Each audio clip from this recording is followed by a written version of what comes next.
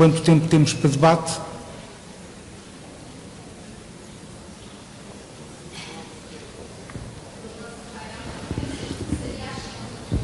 Bom, então vamos ver como corre. Ok, eu só peço então para disciplinar um pouco o debate e para tornar as coisas muito mais fáceis e permitir o máximo de participação de todos os que queiram realmente colocar questões, que se identifiquem, que procurem, na medida do possível, localizar o interlocutor que querem que dê essa resposta e que sejam bastante breves na pergunta colocada. Está bem? Muito boa tarde e agradeço a oportunidade. Quero colocar uma questão à sua doutora Ruta Agulhas, psicóloga. É o seguinte, falamos aqui em ambientes familiares, em famílias, em direitos das crianças. E eu pergunto-me, falámos também no Manual de Boas Práticas relativamente à audição da criança. Eu quero saber se este Manual de Boas Práticas e se este respeito, esta defesa pelo superior interesse das crianças também se estende, por exemplo, ao cumprimento do mandato de busca com o fator surpresa, que as nossas unidades especiais da polícia são capazes de fazer a uma residência, imagine-se, para tentar descobrir se existem armas não licenciadas, ocorre no mandato, mais nada, e se deparam com 4 crianças às 7h05 da manhã a dormir, entre os 4 e os 11 anos, que ficam aterrorizadas por 5 elementos da polícia especial estarem a apontar armas aos pais. Queria saber a sua opinião sobre este tipo de defesa das autoridades relativamente ao interesse superior da criança e aos seus direitos à vida, à liberdade, à integridade, ao desenvolvimento. Posso lhe garantir que uma destas crianças deu entrada no hospital com 4 anos, 1 hora e tal depois, com uma febre de 40 graus. Vamos fazer um conjunto de questões, um bloco de questões, para depois o painel responder. Está bem? Mais alguma questão?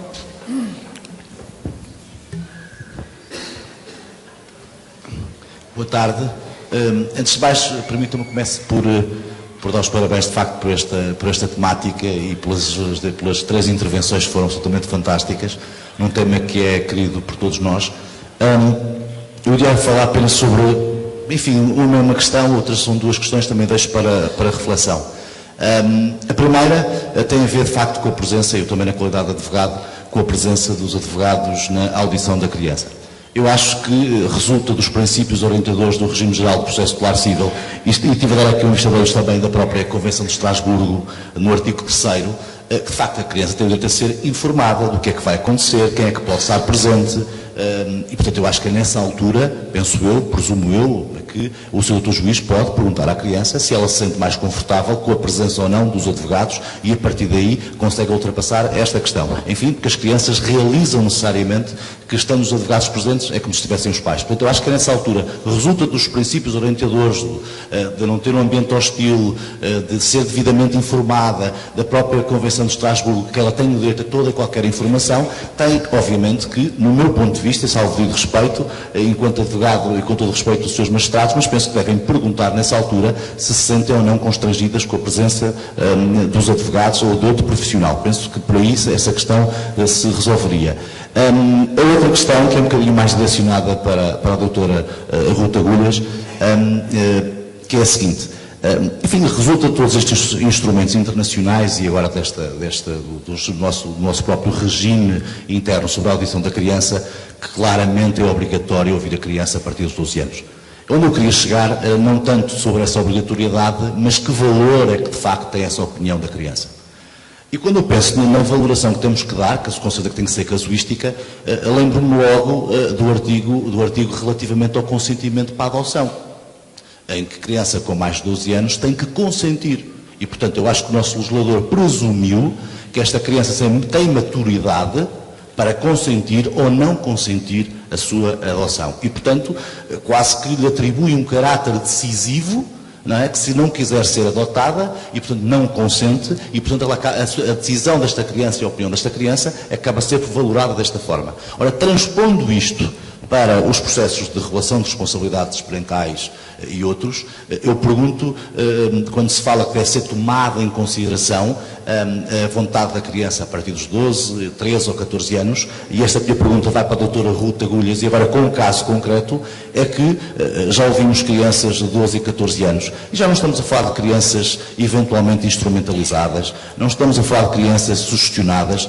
estamos a falar de crianças que já sentem, e que sentem que têm uma família, e que sentem que os seus pais se separaram, e que sentem que foi o pai que saiu de casa, não é? Que o pai que saiu de casa, e normalmente, enfim, a doutora Ruth saberá, quando as crianças com 12, 13 ou 14 anos assumem um bocadinho essa posição de que ficam revoltados com aquele progenitor que efetivamente saiu de casa, porque o culpam, digamos assim, desta dissolução deste casamento. E, portanto, não há aqui instrumentalização nenhuma, não há sustentamento nenhum, há apenas uma revolta da própria criança que não consegue entender o conflito daqueles adultos, que ainda por cima são as pessoas que mais amam, e eu pergunto, esta vontade é genuína?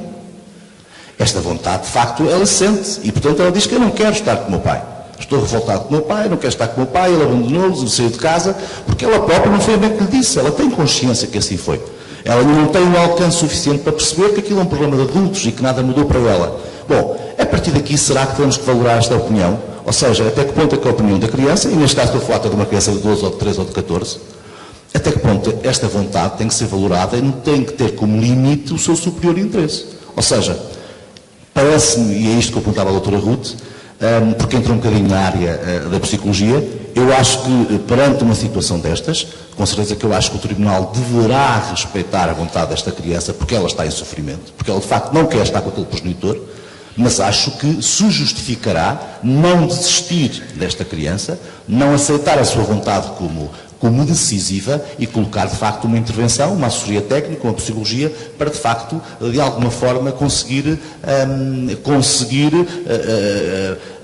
explicar àquele jovem, que é um jovem, que efetivamente a situação é entre adultos, que nada tem a ver com ele, isto é, até nós, quanto mais a idade destas crianças vão tendo, nós achamos que cada vez mais é decisiva a sua opinião, mas há casos em que pode não ser, e portanto deixava um bocadinho esta questão desta reflexão. E por último, para a doutora Leonor, que de facto concordo com ela, acho que o nosso sistema devia ser como o nosso sistema alemão, mas infelizmente não é o contraditório, é que de facto a audição devia ser confidencial, devia ser apenas, até porque se a confidencialidade também que se iria informada e transmitida à própria criança, ela se sentia mais aberta a falar, porque efetivamente os pais têm acesso às declarações e acabam efetivamente por saber. E desde a audição da criança até uma sentença, necessariamente tem que decorrer alguns meses, e há muitas vezes que se torna a solicitar a audição da criança ou prestar declarações porque já tem uma opinião completamente diferente.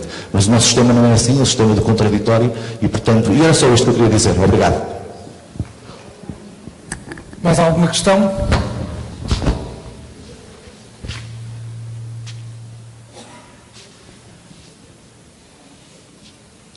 Então, se não há mais nenhuma questão, vamos aproveitar agora, pode ser que entretanto surjam outras. Doutora Ruth.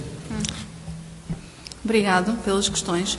Bem, se bem percebi a primeira intervenção, uma situação em que a polícia vai à casa de alguém ver, por exemplo, se há armas em casa, apanhando aqui o efeito de surpresa, pois há sempre o risco de surpreenderem crianças. Eu diria que esta situação em concreto pode preencher critérios de uma situação traumática. Não só para a criança, como para os próprios agentes da polícia. Eu já vi um agente da polícia traumatizado, porque no âmbito de uma busca dessa natureza, de repente, dá a curva e tem a sua arma apontada à cabeça de uma criança que, entretanto, se tinha levantado da cama. Portanto, isto encerra contornos de acontecimento traumático. Não me espanta que a criança somatize, que a criança fique com febre, que as crianças tenham pesadelos, chorem. No fundo, é viver ali uma situação ao vivo e a cores, em que, de repente, é feito refém ou se sente, no fundo, ameaçada a sua integridade física neste cenário quase de guerra, não é? Portanto, eu percebo que o efeito de surpresa, não é? O entrar em casa sem pré-aviso pode ter estas vantagens em termos de apreensão de alguns materiais que se querem apreender. Como é que isso pode ser salvaguardado?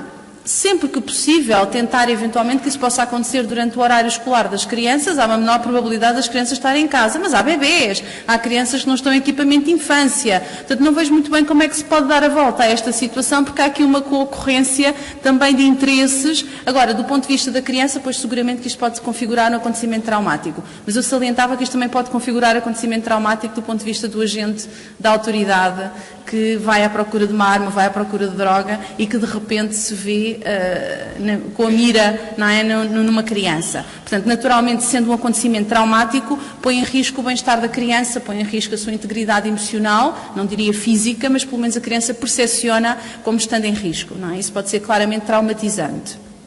Portanto, configura aquilo que nós diríamos como acontecimento traumático, pode resultar numa reação aguda de stress, no limite, pode ir para contornos até de uma perturbação de pós-stress traumático. Portanto, no limite, pondo assim um cenário um bocadinho mais negro, poderemos vir a ter uma situação dessa natureza.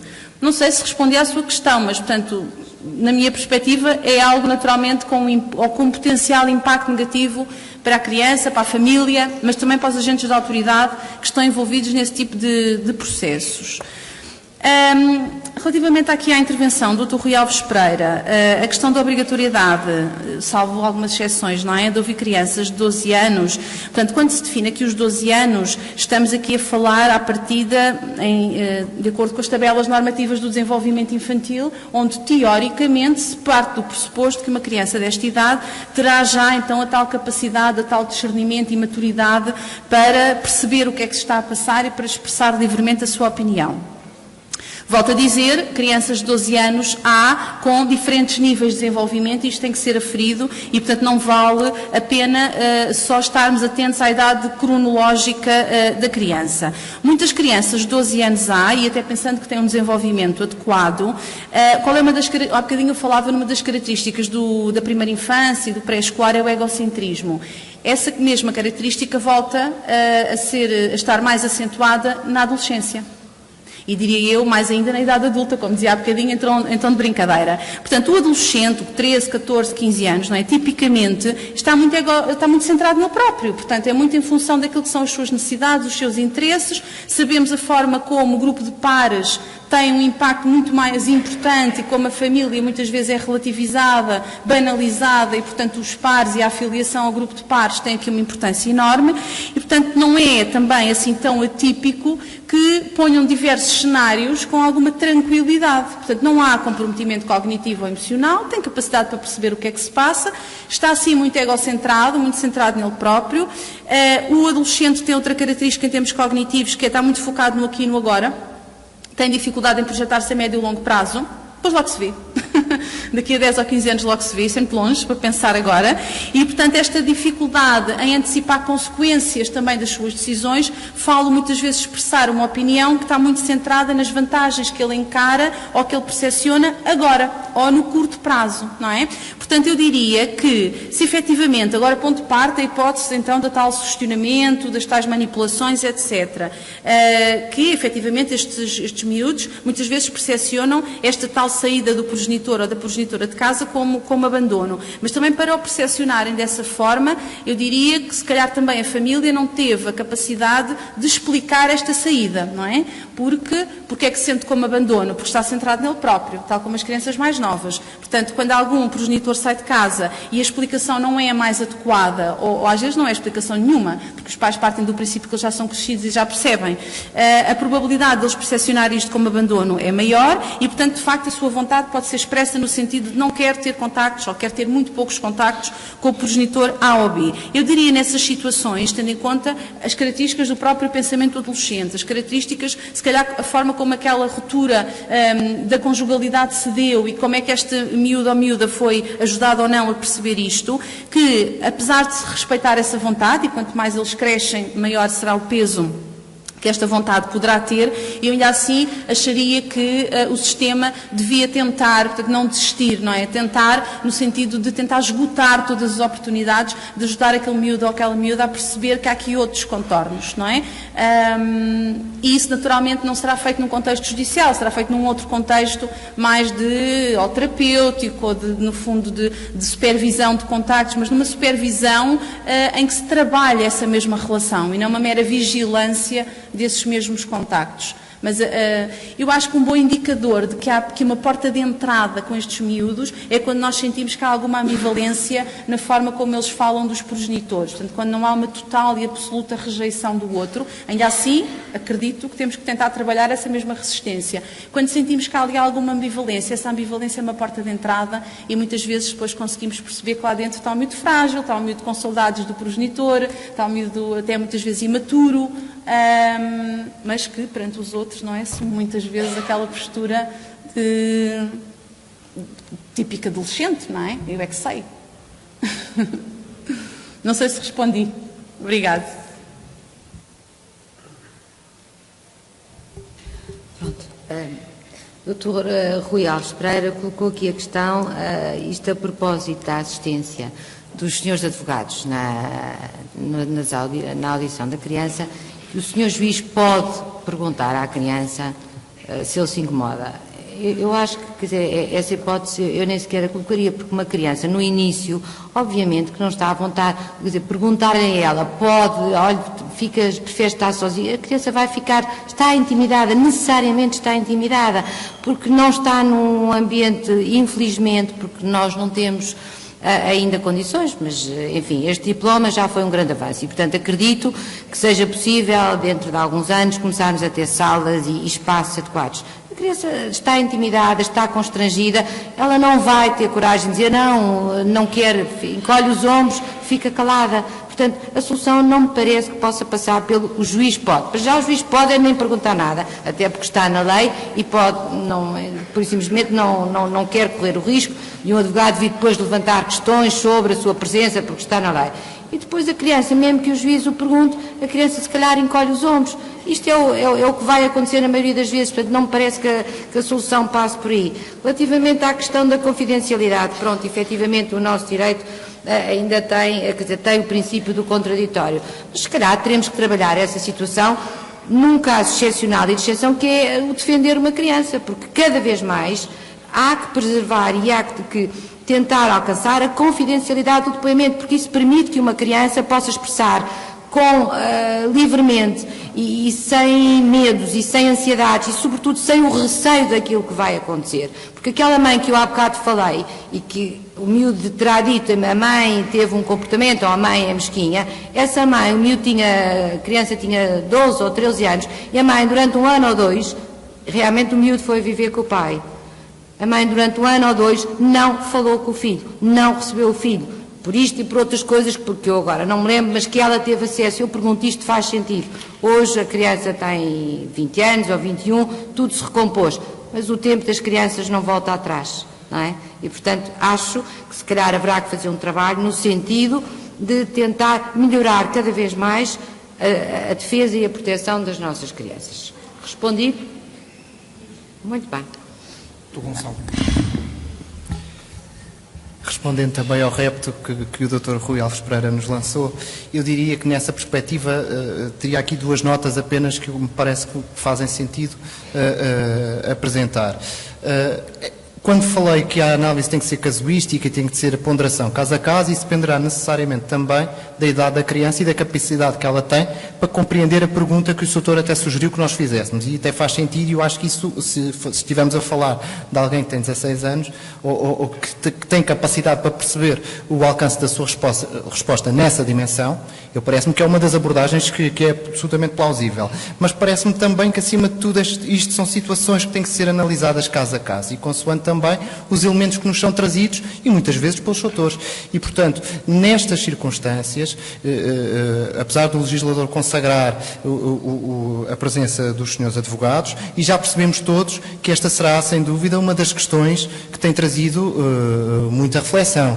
Já falámos não só pelo auditório, pela natureza do auditório, mas também porque são questões que nos colocam a nós na prática judiciária. Parece-me que fará sentido que o juiz faça uma análise daquilo que tem em mãos e da idade da criança e perceber também quais são os elementos que lhe são trazidos, e parece-me também que é sempre possível, antes de tomar uma qualquer decisão, quer quanto à presença, quer não dizer nada quanto à presença e aceitá-la por si só, ter uma abordagem com os senhores advogados nesse mesmo sentido e, portanto, colocar à consideração também e sujeitar à apreciação da perspectiva dos senhores advogados quanto a essa matéria e analisar aquilo que nos têm para transmitir, porque pode haver argumentos que sejam plausíveis. De qualquer forma, fazendo aqui apelo aos ensinamentos da doutora Ruta Agulhas, se tivermos como perspectiva que devem estar na audição da criança, devem estar o menor número de pessoas possível, parece-me que mais justifica esta intervenção mais proativa do juiz, no sentido de conversar com os senhores advogados para analisar esta questão.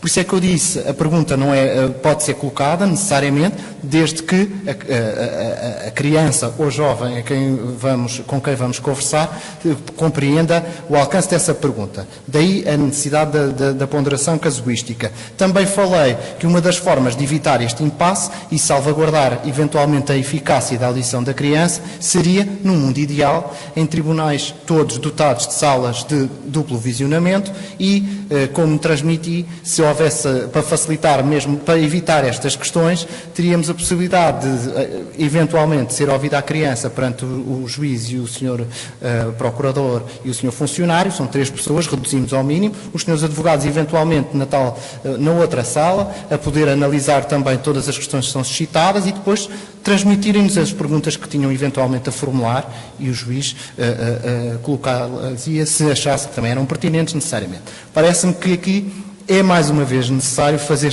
apelo àquele famoso princípio orientador que é o interesse superior da criança. Se lhe é prejudicial, então temos de agir e restringir eventualmente, até porque o legislador exige, e uma das preocupações do legislador é que as declarações sejam sinceras, espontâneas, livres e prestadas de uma forma razoável. Isto leva-me ao segundo aspecto que também já foi focado e que foi também uma questão que foi abordada. Se adotássemos um modelo de confidencialidade das declarações das crianças, que não é aquele que temos necessariamente atualmente, a única preocupação que eu vejo do ponto de vista de construção de uma decisão e não fazendo e reconhecendo que eventualmente haveria aspectos positivos nesse modelo de confidencialidade, os que já referiram, efetivamente, eu diria que, de qualquer forma, as declarações da criança teriam necessariamente que ser apreciadas em sede da decisão, da sentença, da fundamentação, até para efeitos de sindicância